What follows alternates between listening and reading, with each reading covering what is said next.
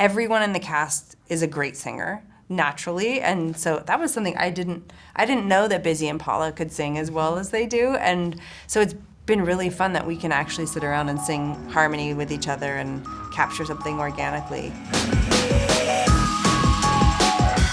I'm Anna Rumor with PopCulture, and today I have with us Sara Bareilles and Renée Elise Goldsberry to talk about Girls5Eva Season 2. Welcome. Thank you. Hi. The band is back together. We're officially in album mode. Can you tell us a little bit about what awaits our ladies this season? Well, you said it, album mode. We're watching this girl group come together again to try to take a big swing. They get an opportunity with a small record label, which has its own sort of hilarious tilt to it. And we're watching them, decide what they want to say with their music at this point in their lives, and you're watching everybody's kind of character arcs deepen and what they're juggling in their personal lives along with their professional lives, and the highs and lows of really trying to go for it for the first time, for the second time. But this time is unique. This is what's so special. It's because they actually have, this company that has said, here's some money. What are you gonna do? And they're sitting with that. So you start season 2 with them in #album mode, with who are we now? What are we gonna say? It's us. Yep. Go ahead, Dawn. Yeah. What are we gonna say? Turns out she has no idea. Listen, the music this season, though, even as they're kind of finding their voice, is so good, and it's so fun to watch you perform it. Tell me a little bit about recording that and getting into that. So often what we're recording is really just singing live on set. Yeah, truly. And hoping that we can double back and maybe fix something if it sounds a little crazy. But that's one of the times for me that I love the show, because it feels a little bit like, theater and television have, crashed into each other. It makes me really happy. We do a lot of kind of live singing in our album recording, and then we also go into the studio and sweeten it up a bit.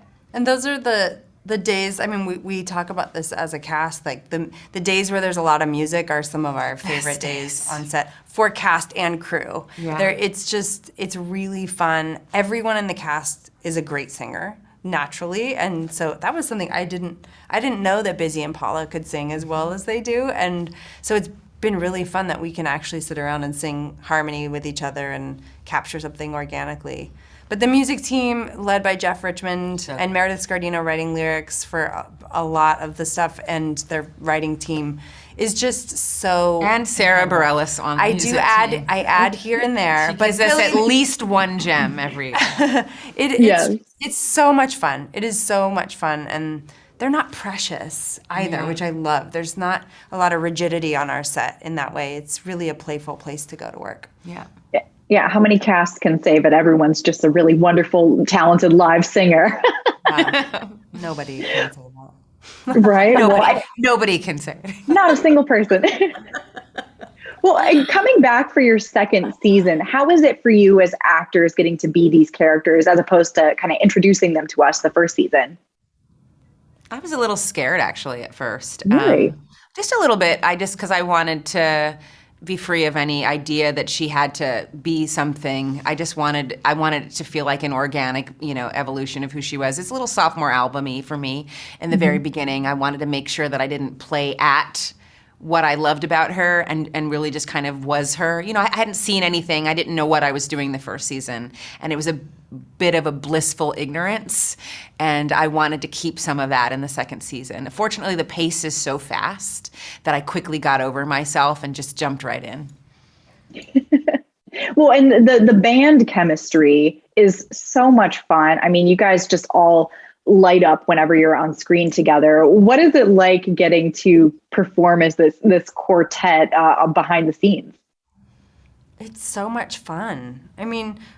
We've talked about this before, but I was someone who was pursuing a career in music, and the idea of being in a girl group is not something that manifested in my real life, but was always something that I was like, that seems like it would be incredible. And so we get to play in this, in this arena, And that is really fun to do choreography, Oh my gosh. costume changes. I mean, come on. This is like my dream fantasy that never, that wasn't my life path. So to get to play and wear like red sequin like tuxedo dresses. Come on. It's like the greatest. Dressing up together, choreography, harmony, and big dreams is just not something that enough women get as they get older. And we're hoping that, go do it yourself. This is one of those shows. It's like, try this at home. Try this at home. We're going to see so many new girl groups in their 40s. I love it. We need more of them. Amen. Well, and one of the things that really gets me every single season is just the celebrity cameos, just the people who pop in and just are there for a joke and pop back out. Was there anyone that you really loved having come on set, or someone that you would really love to come on set in the future? It's really hard to choose. They're all so different, and this season is definitely packed with some incredible cameos.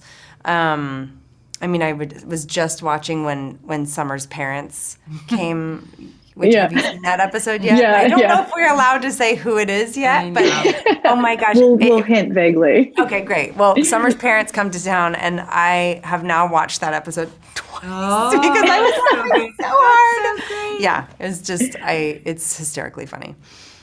Oh, that's wonderful. Well, and as we kind of get into the premiere, is there anything that you're really excited for fans to get to see this season? I just can't wait for them to see the second iteration of the show. It's like a meal. It feels like a meal. Yeah. And it's lovely because I think there's a lot of you that you can tell about the trajectory of a show when you see that they've been able to do again what you liked the first time. We were learning that with the writers as we were getting new episodes every couple of weeks, and I'm excited for the fans to see that as well. Awesome. Well, thank you so much for talking with me today. I can't wait for everyone to see the second season. Hey everyone, I'm Anna Rumor with PopCulture, and today I have with us Busy Phillips and Paula Pell to talk Girls5Eva Season 2. Welcome. Thanks for having us. The band's back together. We're in album mode. Gloria's knee is questionable at best. Tell me a little bit about what awaits our girls this season. Well, you just said it all. Yeah, the knee happens with Gloria right off the bat, and it's really kind of based on my real life that my knee replacement I had collapsed this summer, and I was in a real kind of crisis, and they were like, "This is the most on point Gloria story ever. Thank you for the gift."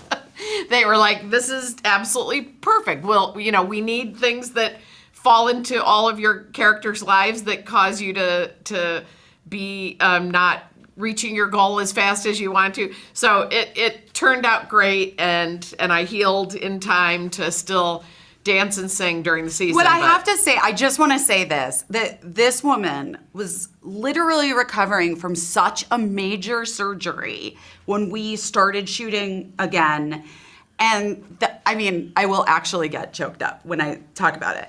And showing up every day, doing so much work, to the point where I don't even know, she's a superhuman person. And also just making it funny. It was just we know Paula Pell is a genius because we know this. She's an icon. She's a genius. But watching you this year was truly the most inspiring thing ever. Love. Well, I was surrounded by love and care, so it made it a lot easier because I had my ladies here we are all nauseatingly bonded. Yeah, we love each other so much. It's weird. And that's gonna, I'm sure, last at least a couple years. At least while we're on the show, at least. And of course. And so, yeah. Then a bitter falling out and a tell-all memoir. Yeah. Yeah, exactly. We won't have a falling out. It'll just be more like a fade. Yeah. And then back together. And then when we'll get back together, on our own realities. Oh my God! And it'll be like no time has passed. We'll do the Golden Girls. We can do Golden Girls reboot. Oh my God. In 20 years. My dream. It's always been my dream. Mine too.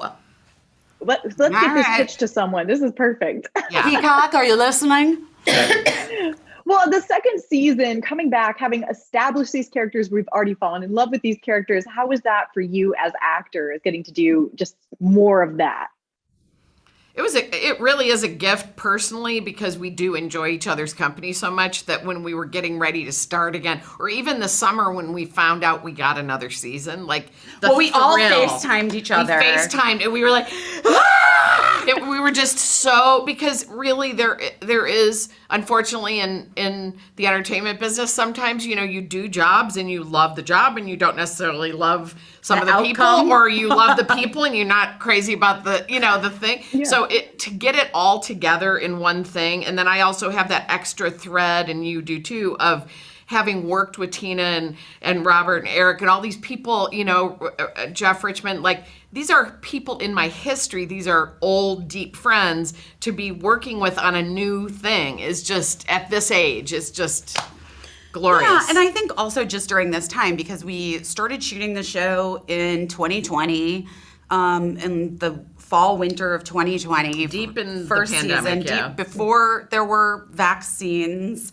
And then coming back for season 2, we were really looking forward to it because everybody was going to be vaccinated and whatever. And then that Delta thing happened. I don't know if you've heard about Omicron, but she showed maybe up. A little. and so we've had to like kind of continually shift and adjust in the way that, that's different from the way that any of us have ever worked on anything. So, but in a weird way, it made us appreciate even more the connection. That's what I was going to say, because especially coming in fall of 2020, like, I don't know about you, but I was just like so excited to talk to other people outside of my family. You know what I mean? Like, excited to leave the house. Yeah. I was excited. I was like thrilled to leave the house. And I feel like everyone at work felt the same way. Yeah. So it just created it this. Also just ultimately, I feel like gave me a sense of hope, because we were creating content for the future, because sometimes it felt like the end of the world many times. And so it was a feeling like, well, we're making something that someone's going to watch in 6 months, so we hopefully will keep moving. Yeah, we went through like really intense stuff. Like we watched the January 6th insurrection at work on our lunch hour. Yeah, there was a lot going on in the world that was making you go like, why doesn't anything feel normal? And then that felt normal to laugh with people and act and sing and dance. And to have some joy and some levity, and really like empowering. Is what it felt like for me. It's a gift.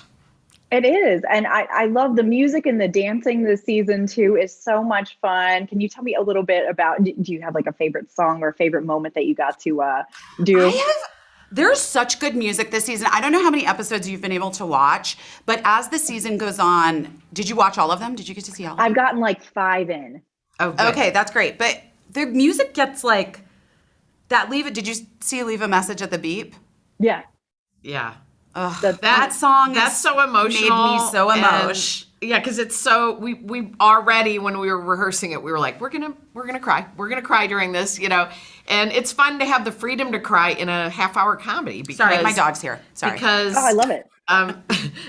We never see Gina, you just see our arms like our every so often go like this, or like she just went up my she's up got my a little pants. nose. Yeah. Usually I have 4 feral cats in my bra, but I left them at home. It's true. It's a true story. The music, I feel like it's great to be able to do because we get to harmonize with these incredible voices. We're so lucky. The two of us are just like Sara Bareilles, Renée Elise Goldsberry. You guys, whatever you want to do, and we just try to stay out of the way, and for the most part, but we also we hold up our parts, I think, for sure. We do. Now, are our parts as big as theirs? No. In the singing, no. Is my alto line a lot like this, but I keep it going, yes. But also the truth is, like, we're constantly singing on set. First of all, this one is like a Broadway musical. If there's a Sweeney Todd revival, I never shut up. And this lady's not in it. There's justice. I'm always singing some kind of silly song, and then they all jump in harmony, and I'm like, stick a fork in me, because and sometimes I'm so happy. And I've done this my whole life too. You and I are very similar in so many ways. We're like different versions, sisters. But I'll like just sing what's happening, and then we'll all start that. Like that's a thing that we all do now. Yeah. I think yesterday we started singing Rihanna had her baby. Rihanna but had I don't her know baby, if but she we had don't her know if she baby actually yet. did have the baby yet, or if it was just the photo. I thought I saw a headline, but Well, that's the beauty of the music on the show. Yeah, thanks. Well, thank you so much for talking with me today. I wish we had more time together, but I really appreciate it. Hey everyone, I'm Anna Rumor with Pop Culture, and today I have with us Meredith Scardino and Jeff Richmond to talk about Girls5Eva Season 2. Welcome. Thank you. Hi. Hello, Anna. Hello. So we've got the ladies back together. They're in #album mode. Yeah. Did you have a clear idea of where the season was going to be heading after the Jingle Ball, or was it more on the fly once Season 2 got approved? I mean, I always wanted them to stay underdogs in Season 2 because I love scrappy kind of underdog stories. I also felt like that was the most realistic outcome for, them kind of coming back together in Season 1 after 20 some years and trying to get back at. I just didn't think that they would ascend to the heights of 4 J-Los.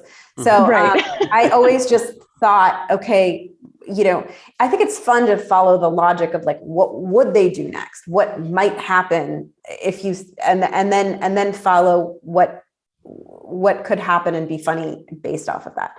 So I didn't have Season 2, 100% completely written on my wall or something from 2 years ago, because I also think that closes you off to amazing stories and stuff like that. So I wanted to be open to where the characters felt like they needed to go. But I did have a rough idea that I thought that they would be and ended up in the studio in some way, making their own record, making their own album. Yeah. Well, and kind of along that line, I understand that Paula's real life knee injury was a big inspiration for the direction. First person to bring that up. It's so true. Yeah, no, I mean, what's so interesting is that she, this is a perfect example of how you can't, I didn't want to be rigid. I didn't want to have 100% of a plan, because then you close yourself off to story tunities. So basically Paula called me a couple, maybe a month or two before we were going back into production, or right as the show, we were getting ready in the writer's room to start writing. And she said, hey, unfortunately, my knee replacement is not holding up. I need to get it redone. And I think she was very much I think I'll be fine by the time, I'll be maybe a little ginger on it, but I think I'll be fine. You don't have to worry about writing, don't have to worry about writing in an injury or anything. And I said and we were all Tina and Jeff and I were all Robert, we were well, this is the exact kind of thing that would happen in real life, especially, Paula's character was kind of the sporty one who is known for her kicks and would end up kind of maybe with a bad knee or something like that. Because I also think even just playing sports, I played sports in college and stuff. And I felt like I was really hard on my body, and you pay for it later in life. So it's just 100%. It felt like the exact kind of thing that would happen. And so why would we not write to it? It felt like we'd be idiots not to. So we wrote to it. Yeah, very serendipitous. And tell me a little bit about the music for this season. What was the inspiration? What was the feel going in? And then how did that writing process go? We made so much hay last year on songs that they had written in the past, and be able to mine jokes and even musical pastiches based on when they were a hit in the 90s and the early 2000s.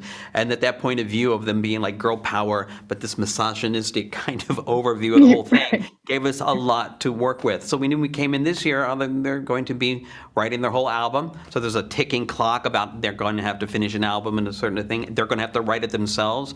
And we knew that we'd be able to explore musically the stuff they'd be listening to today. So there's a lot of stuff that's been inspired by Olivia Rodrigo or a Dua Lipa or Adele. It gave us all these different directions to go as far as styles go, and it also gave us different directions to go. And Meredith can talk to it as far as where to mine comedy and lyrics, because as opposed to being written by somebody else, this is stuff that they have to find from their day-to-day grind. So that's kind of where the ammunition was musically for this season. Yeah, absolutely. And Meredith, do you want to speak to that a little bit about the comedy moments in that?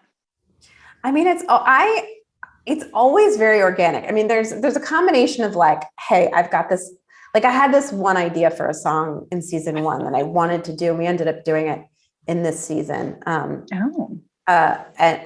so it's called BPE. I won't tell you what it stands for, but I've been wanting, so there's a combination of like, this is some stuff that's in my little notes that I keep or something like that, or came out of a, writer's room pitch or something like that. And it's like, oh, that would be fun to do. That would be fun to do.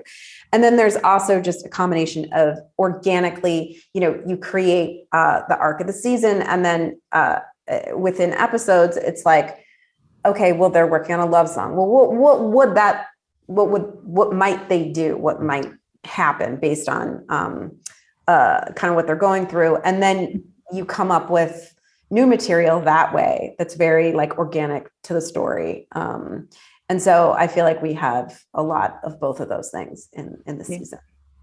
Do each of you have a favorite song, one that was like particularly dear to your heart, or you're really happy with the way it came out? I don't know. I have a lot of favorites. I think the one that stands out to me is because one thing with Meredith and I talked about was we give these guys an opportunity to really sing and sing big notes and big long notes, because everything last year was very, very girl pop and it was all on that. And we wrote this ballad it was called At the Beep. I think it's one of my favorite things. It's just a lovely sung song. That's what I was going to say. Based on something, I don't want to give much of it away, but that's my favorite. Well, that song, I won't give it anything away either, but I think that when there's like a sweet spot, I think that when we hit it, we all feel it, where there's like an emotional reaction that you get from the song because their voices are so beautiful and the music is so beautiful and there's emotion behind the song, but then there's absurd lyrics that then take you by surprise and make you laugh at the same time. So it's this like weird thing that your brain goes through where you're like half crying at times because something's very beautiful, but then also laughing. So that song definitely hits that. I also I'm always just, I have like a short-term memory and like a fly sometimes. And so we just finished writing this one ballad kind of thing for Renee that's sort of like an Adele ripoff. It's called Thinking About Myself. And it's one of the lyrics is like, when I cry at a movie, I'm really crying about myself. Only sad that lady's dying because I'm thinking about myself. And she sees it with like a lot of emotion. It's all just about sort of a narcissistic view of empathy. And that ended up being a really fun song that I really love. Yeah, there's wonderful. some real zingers. I think there's a good catalog this season of fun things. Oh, I'm so excited for everyone to see it. From what I've seen so far, it's wonderful. And I appreciate you taking the time to talk with me about it today.